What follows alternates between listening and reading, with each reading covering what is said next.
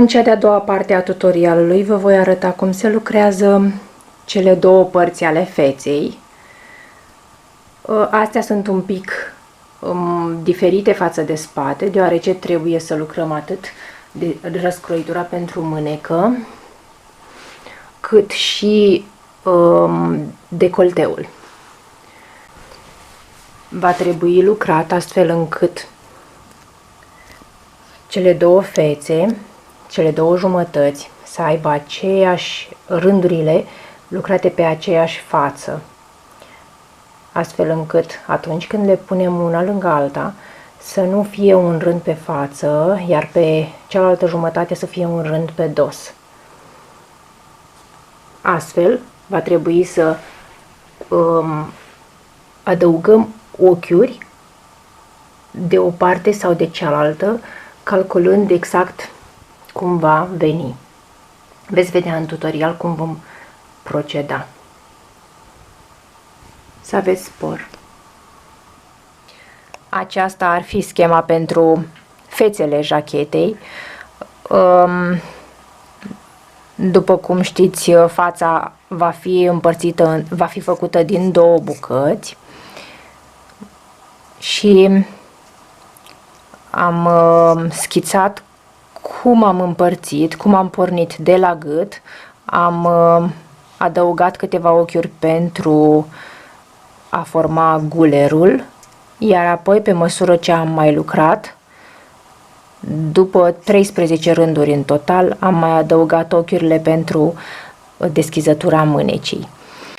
Mai departe lucrăm încă 30 de rânduri în drept, până ajungem la lungimea necesară, 69 de centimetri, așa cum este și jacheta, cum este și partea din spate a jachetei.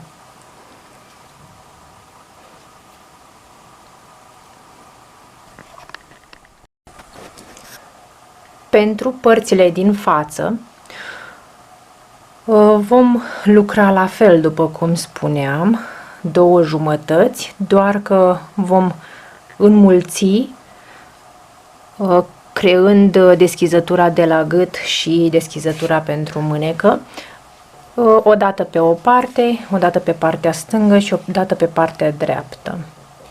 Începem cu 14 ochiuri plus 3 pentru a crea modelul, pentru a lucra două grupuri de model. Începem cu prima buclă, îndoim bucla peste firul cu care se lucrează, introducem croșeta prin cele două cercuri și tragem.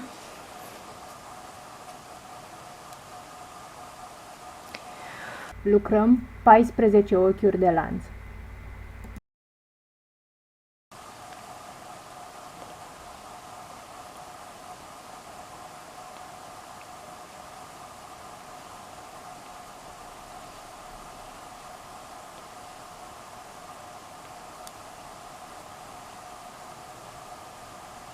Le lucrăm puțin mai lejer, astfel încât atunci când facem modelul să nu se strângă foarte tare primul rând. Cele 14 ochiuri de lanț, facem 3 ochiuri de lanț cu care începem rândul și apoi lucrăm modelul. 1, 2, 3. În cel de-al patrulea ochi lucrăm un picioruș dublu. Luăm jeteu, introducem croșeta în cel de-al patrulea ochi, luăm jeteu, tragem prin ochi, jeteu, tragem prin cele două ochiuri de pe croșetă și apoi prin următoarele iarăși.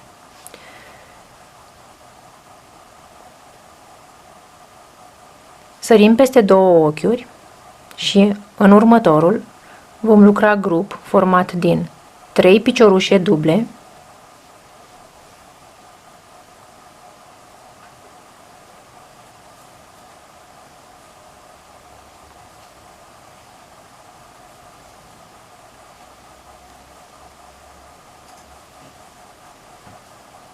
două puncte de lanț, Și încă 3 piciorușe duble în același ochi.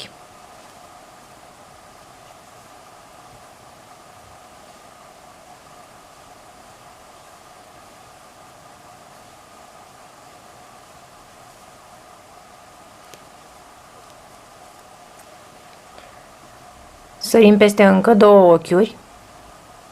În următorul lucrăm un picioruș dublu.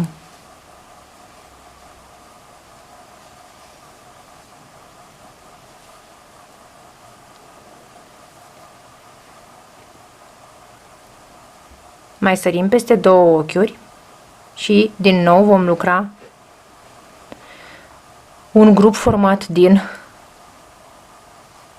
3 piciorușe duble, 2 ochiuri de lanț și iarăși 3 piciorușe duble.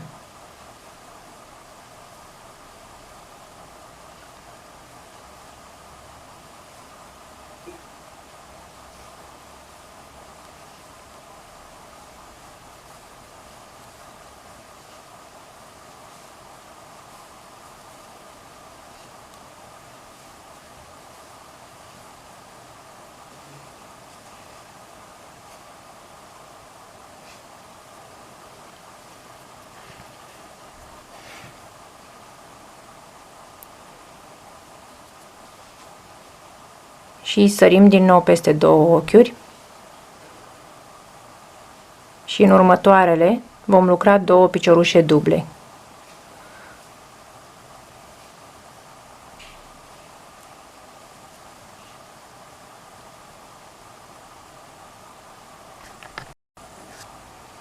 Și am încheiat primul rând.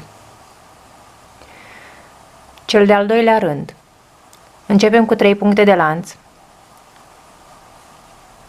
Întoarcem lucrul. În următorul picioruș de pe rândul anterior, lucrăm un picioruș dublu și în bucla formată de grupul de pe rândul anterior vom lucra iarăși un grup format de 3 piciorușe duble, 2 puncte de lanț și iarăși 3 piciorușe duble.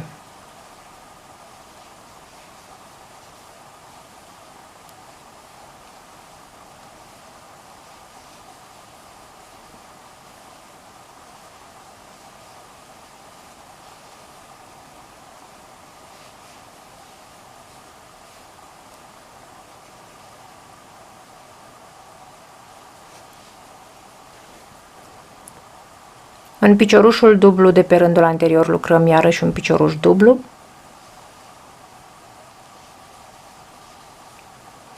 Și mergem la următoarea buclă.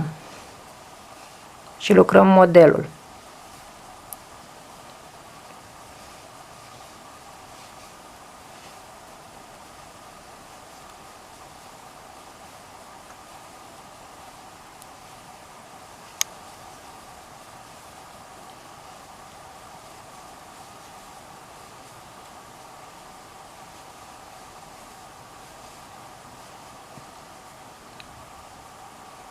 Și la sfârșitul rândului lucrăm în cele 2 piciorușe de pe rândul anterior câte un picioruș dublu.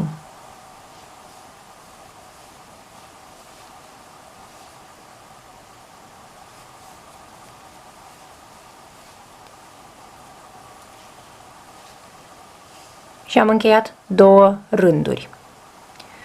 Trebuie să lucrăm astfel până la cel de-al 5-lea rând.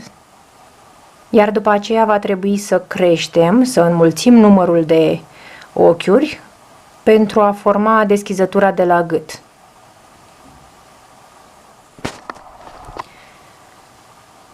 Cum înmulțim partea stângă a jachetei? Am 4 rânduri cu model lucrate. Îl lucrez și pe cel de-al 5-lea rând. Adică lucrez 3 puncte de lanț.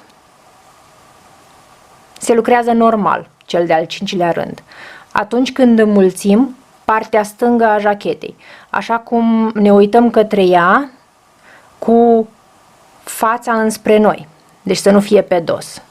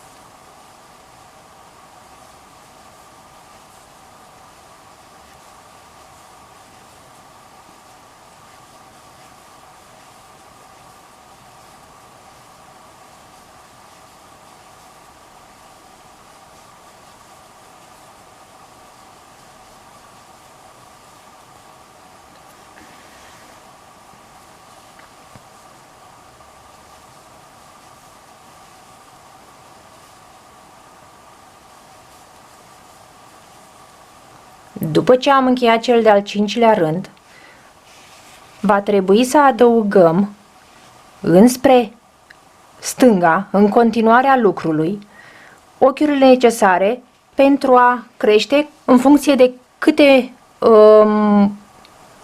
grupuri de model dorim să adăugăm. Și trebuie să adăugăm 2 ochiuri pentru pauză, 1 pentru model, 2 pentru pauză, 1 pentru picioruș, 2 pentru pauză, 1 model, 2 pentru pauză și încă 2 pentru capăt. Deci avem 2, 3, 5, 6, 8, 9, 10, 11, 12, 13 ochiuri.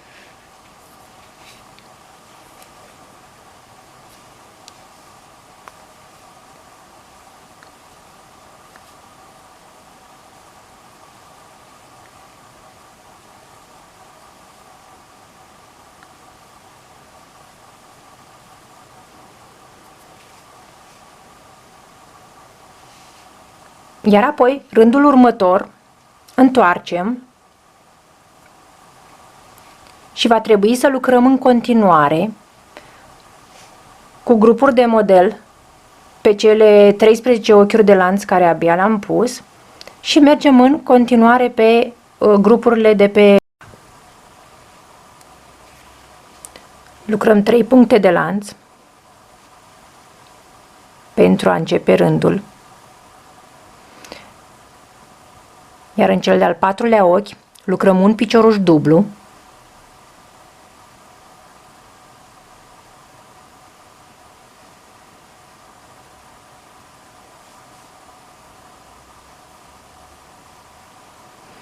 sărim peste 2 ochiuri și lucrăm un model, adică un grup de 3 piciorușe duble, 2 ochiuri de lanț și 3 piciorușe duble.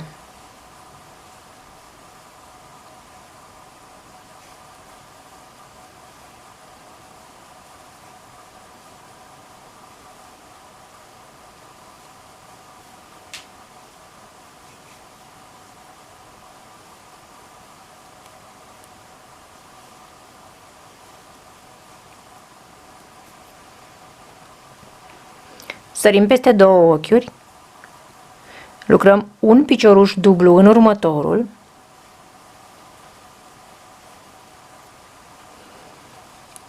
sărim din nou peste 2 ochiuri și lucrăm model în următorul,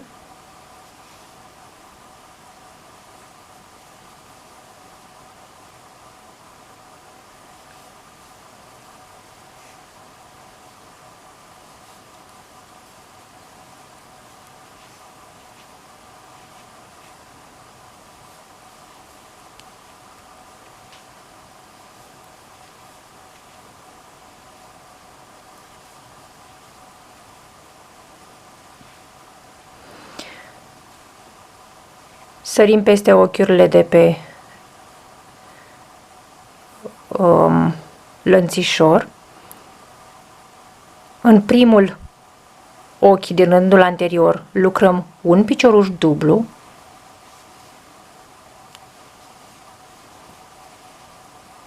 pe următorul îl sărim și lucrăm direct în grup, un alt grup.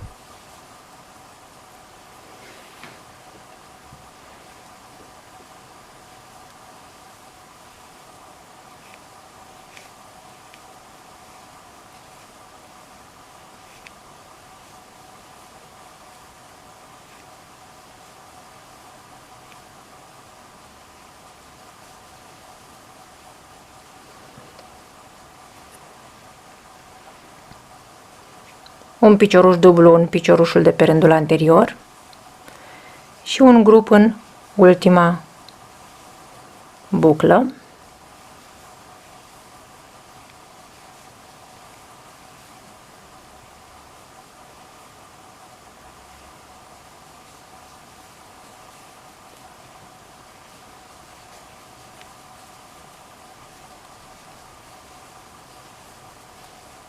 Câte un picioruș dublu în ultimele piciorușe de pe rând.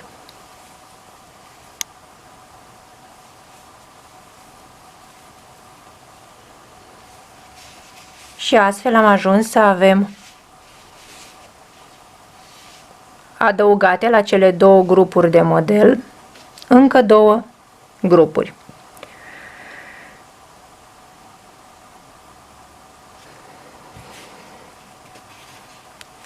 Astfel am făcut înmulțirea pentru deschizătura gâtului pentru partea stângă.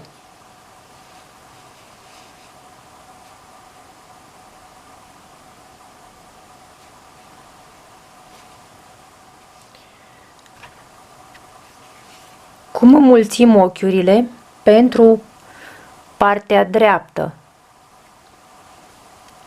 a jachetei atunci când ne uităm la ea?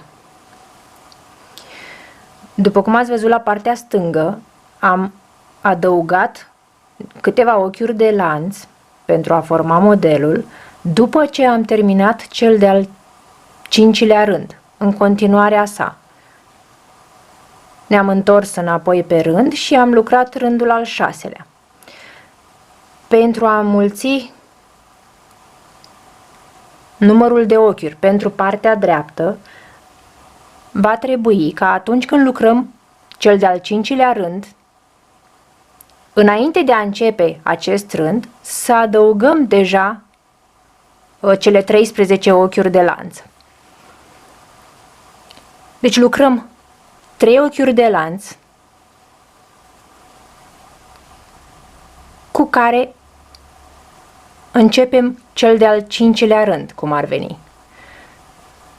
Lucrăm 13 ochiuri de lanț pentru a prelungi modelul.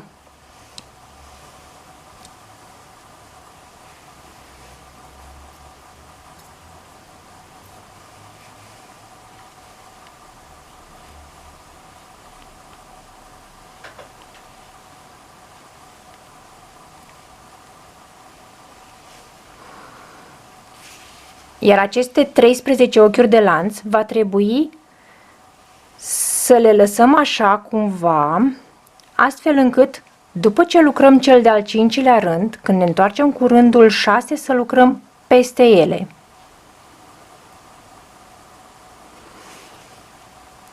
Astfel, peste cele 13 ochiuri de lanț vom lucra câte un punct alunecat.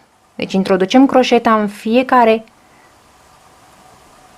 ochi și lucrăm un punct alunecat. Luăm jeteu și tragem firul prin ochi.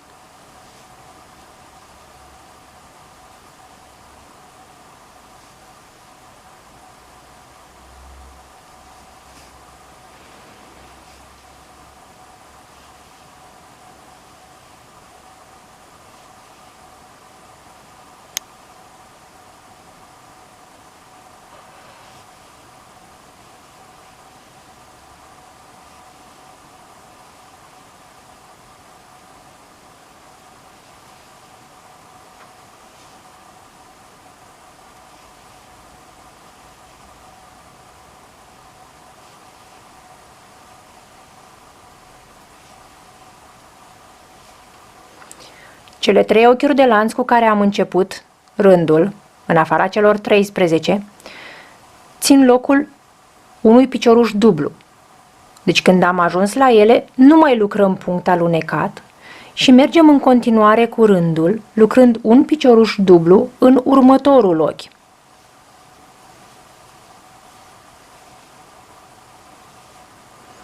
Apoi lucrăm grup în prima buclă,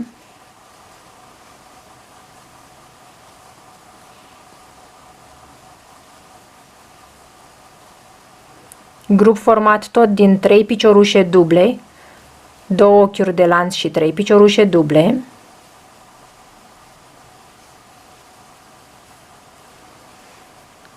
picioruș dublu în piciorușul de pe rândul anterior și din nou grup în ultima buclă.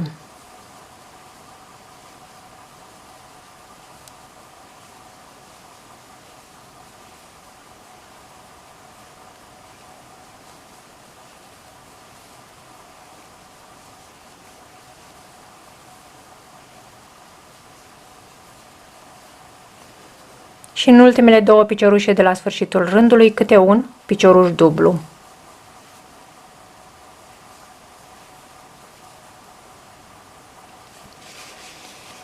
Și astfel am adăugat aceste ochiuri, astfel încât atunci când lucrăm cel de-al 6-lea rând, când ne întoarcem, vom merge și pe prelungirea aceasta adăugată, lucrând încă două grupuri de model. Deci rândul al 6-lea îl începem cu 3 puncte de lanț, lucrăm picioruș dublu în primul, lucrăm grup în buclă, în prima buclă,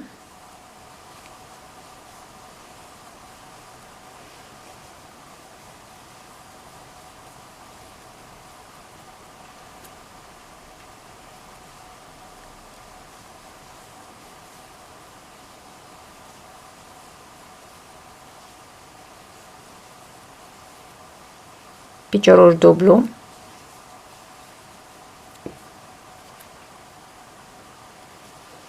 grup în următoarea buclă,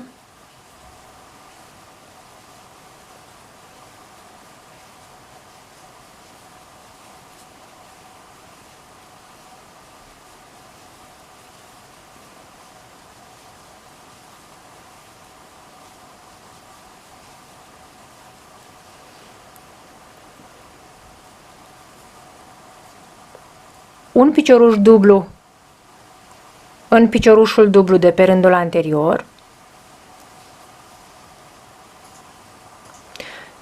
sărim peste două ochiuri, în următorul lucrăm grup,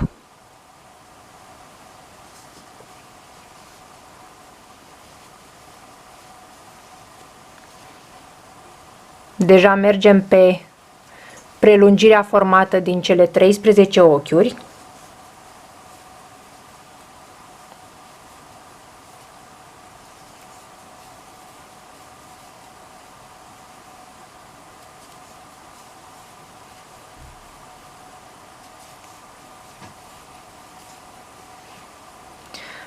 sărim peste două ochiuri, lucrăm un picioruș dublu în următorul,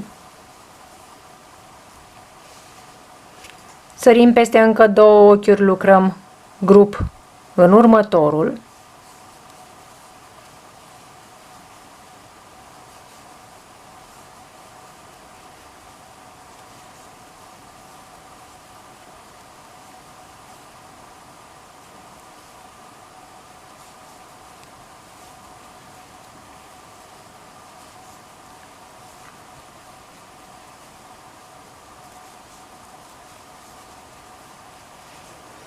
sărim peste două ochiuri și în ultimile două lucrăm câte un picioruș dublu.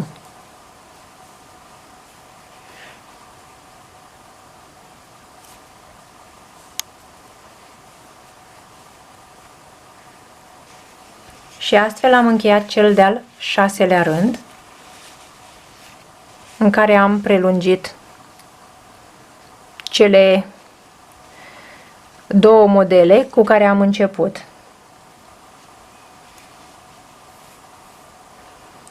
În continuare vom lucra încă 7 rânduri drept, fără să mai adăugăm niciun model.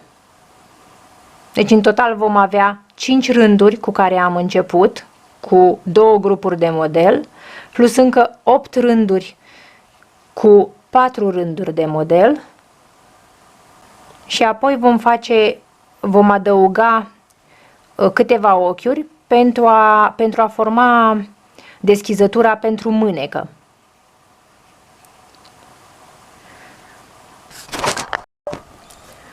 După ce am lucrat cele 8 rânduri de la deschizătura pentru guler, va trebui să facem deschizătura pentru mânecă. Aici va fi exact aceeași situație ca și la deschizătura pentru guler, în sensul că odată trebuie să facem înspre partea stângă și odată înspre partea dreaptă, astfel încât să fie același model pe fața lucrului. Da? Deci, dacă este să luăm jumătatea de pe față, din partea stângă, așa cum ne uităm la ea, va trebui să lucrăm așa cum am înmulțit pentru deschizătura dinspre partea stângă, adică de la partea dreaptă, așa cum ne uităm la ea. Adică, la cel de-al 7-lea rând, înainte să-l începem, va trebui să mergem cu ochiurile pentru cel de-al 8-lea rând și ne întoarcem înapoi cu punct alunecat. La fel cum am lucrat pentru deschizătura aceasta.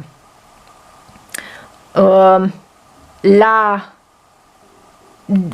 ochiurile adunate, adăugate, pentru a crea deschizătura din partea dreaptă a mânecii, așa cum ne uităm la bluză. Deci întotdeauna vorbesc despre momentul în care ne uităm la bluză, ca să vă dați seama cum vă explic. Va trebui pur și simplu, după cel de-al 8-lea rând lucrat, să mai adăugăm la capăt ochiurile necesare pentru că încă un model și apoi lucrăm în continuare rândurile până la sfârșit, adică încă 30 de rânduri pentru a ajunge la lungimea spatelui. Da? Deci dacă vă uitați, aici sunt cele două părți, cele două jumătăți de față. Aici avem ochiurile adăugate pentru deschizătura mânecii. Aici am ajuns la aceste ochiuri, încă nu le-am adăugat. Deci pentru partea stângă le-am adăugat la rândul al 7-lea, astfel încât și ne-am întors cu punct alunecat, astfel încât atunci când am lucrat cel de-al 8-lea rând am mers și peste acele ochiuri. La partea dreaptă doar le lucrăm cel de-al 8-lea rând și adăugăm câteva ochiuri aici pentru a crea un model, un grup. Să vedem cum procedăm.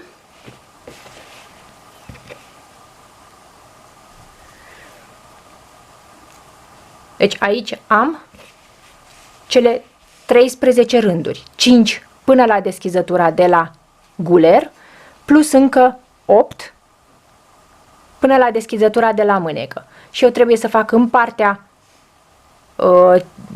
opusă deschizăturii de la guler, deschizătura pentru mânecă. Aceasta fiind partea dreaptă a jachetei. Și am zis că adăugăm încă 1, 2, 3, 4, 5, 6 ochiuri plus 3 de început de rând. Și mai facem încă 1, 2, 3, 4, 5, 6 pentru a prelungi modelul, pentru a face deschizătura.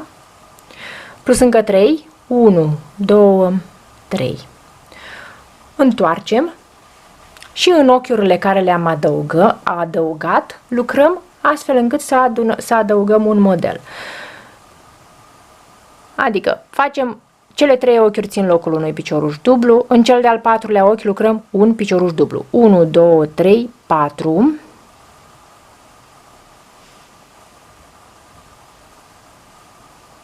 Sărim 2 ochiuri, 1, 2 și în următorul lucrăm un grup format din 3 piciorușe duble, 2 puncte de lanț, 3 piciorușe duble.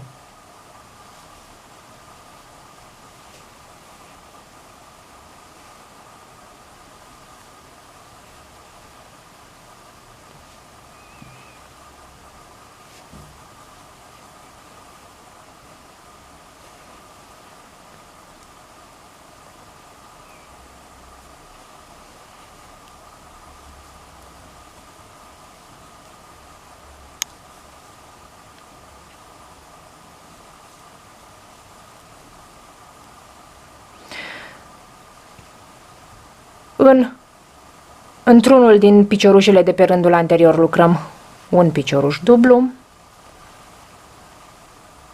sărim peste unul dintre ele pentru a merge mai departe cu modelul format cu un singur picioruș.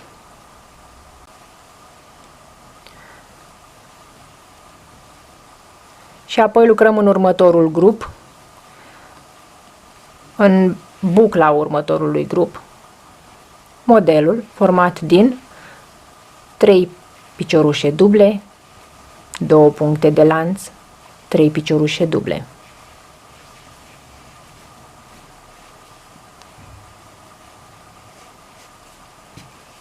Și mergem mai departe cu modelul până la sfârșitul rândului.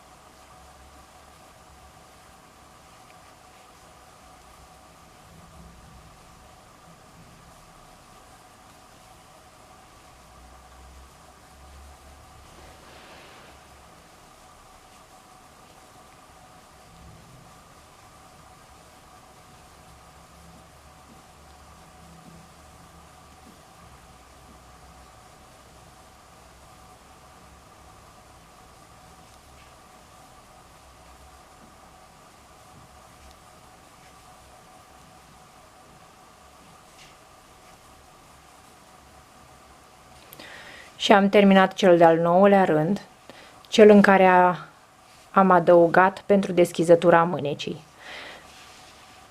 De aici, cel de-al 9-lea rând, venind de la deschizătura pentru guler. Deci ar fi cum ar veni 5 rânduri pentru început, apoi plus 8, 13, plus 1, 14. Deci aici avem 14 rânduri terminate.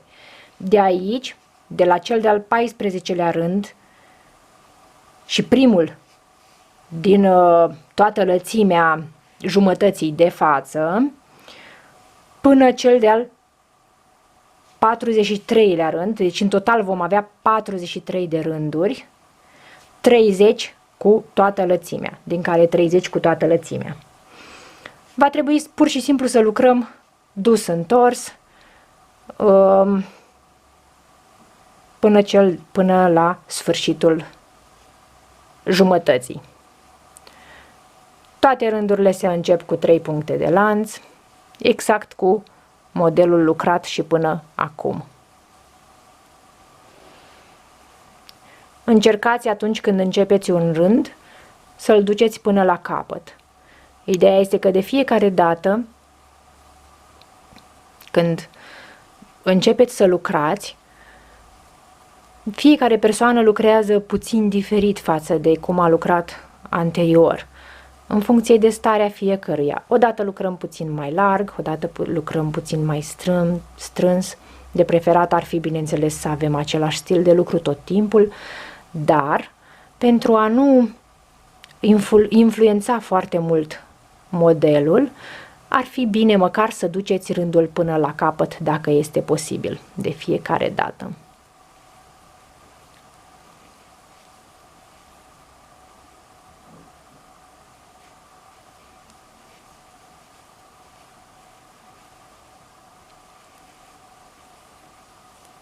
Aici lucrăm cel de-al 15-lea rând, cum ar veni,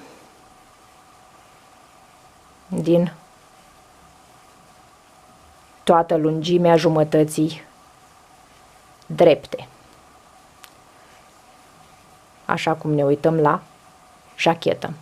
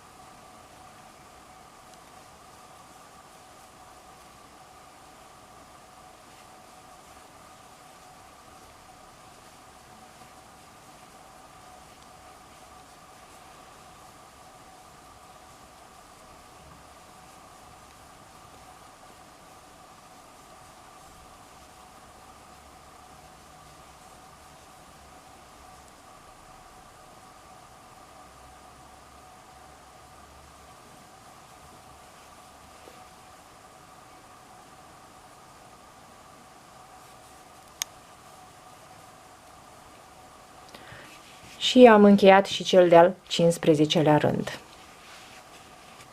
Mergem tot înainte până la ajungem la lungimea necesară.